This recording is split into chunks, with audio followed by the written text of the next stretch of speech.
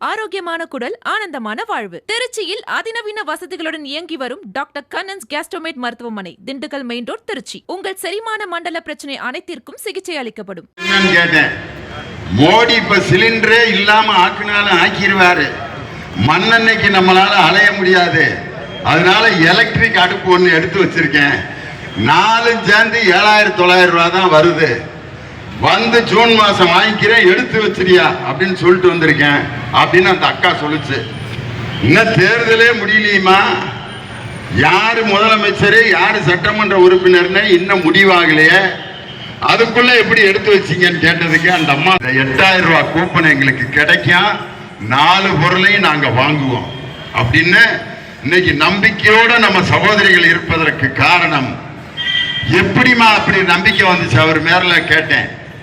பொங்கல் நாங்கெல்லாம் எப்படி கொண்டாடுவோம்னு மொழி விதுங்கி கிடந்தோம். அப்ப எங்க அக்கௌண்ட்ல 3,000 ரூபாய் பொங்கல் பரிசு தந்த தலைவர் மு.க. ஸ்டாலின்ங்கிற தலைவர். தேர்தலை காமிச்சு இந்த உரிமை தொகையை நிறுத்துவதற்கு எடப்பாடி பழனிசாமி பாஜக கூட்டணி கோர்ட்ல கேஸ போட்டு உங்களுக்கு மாசம் மாசம் கிடைக்கிற 1000 ரூபாய ஸ்டாப் பண்ண ஐடியா பண்ணாங்க. இதை என் தலைவர் தெரிஞ்சுக்கிட்டு ஒரே நாள் ராத்திரி 1,31,00,000 பெண்களுக்கு 5,000 ரூபாய் அக்கௌண்ட்ல டிரான்ஸ்பர் பண்ணி அவர்கள் வாழ்க்கையை மலர செய்த தலைவர் நம் தலைவர் மு.க.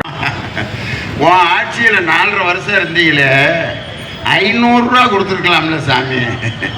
4.5 வருஷம் 500 ரூபாய் கொடுத்துருந்தீங்கன்னா எங்களுக்கு எவ்வளவு காசு சேர்ந்துருக்கேன். வருஷத்துக்கு 4,800 ரூபாய், 500 ரூபான்னா கிட்டத்தட்ட 6,000 ரூபாய். 4 வருஷம் 24,000 ரூபாய் உங்க ஆட்சியில நாங்க வாங்கியிருப்போமே. 1000 ரூபாய் கொடுக்காட்டி ஒரு 500 ரூபாயாவது நீங்க கொடுத்துருந்தீங்கன்னா நீங்க சொல்றத நாங்க நம்புவோம்.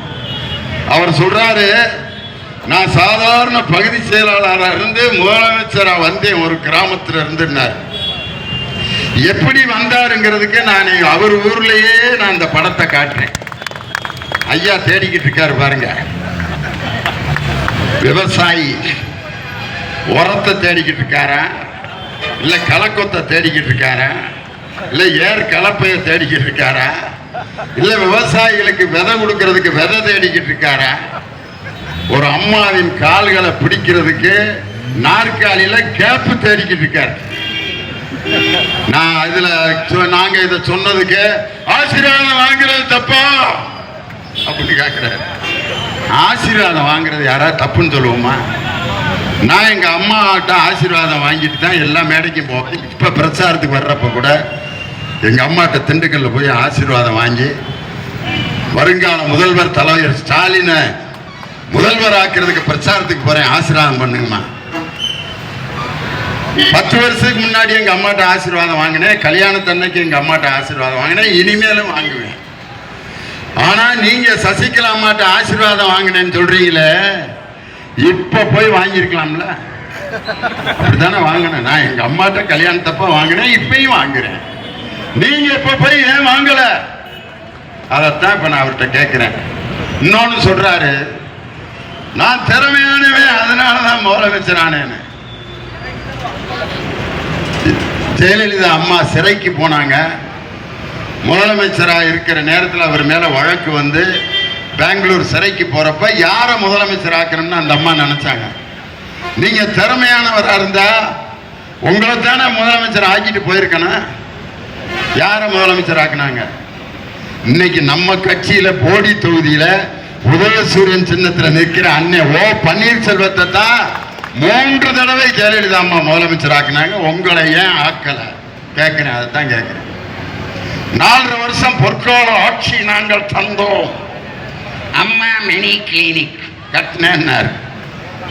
அந்த அம்மா மினி கிளினிக் எங்க திண்டுக்கல்ல நானும் தேடி தேடி பார்த்தேன், எங்க கட்டினாங்கன்னு எனக்கே தெரியல. நாங்க கிராமமா கட்டினா ஸ்டாலின் வந்து இடிச்சுட்டாருங்கிற. ஆரோக்கியமான குடல், ஆனந்தமான வாழ்வு. திருச்சியில் அதிநவீன வசதிகளுடன் இயங்கி வரும் டாக்டர் கண்ணன்ஸ் கேஸ்ட்ரோமேட் மருத்துவமனை, திண்டுக்கல் மெயின் ரோட், திருச்சி. உங்கள் செரிமான மண்டல பிரச்சனை அனைத்திற்கும் சிகிச்சை அளிக்கப்படும்.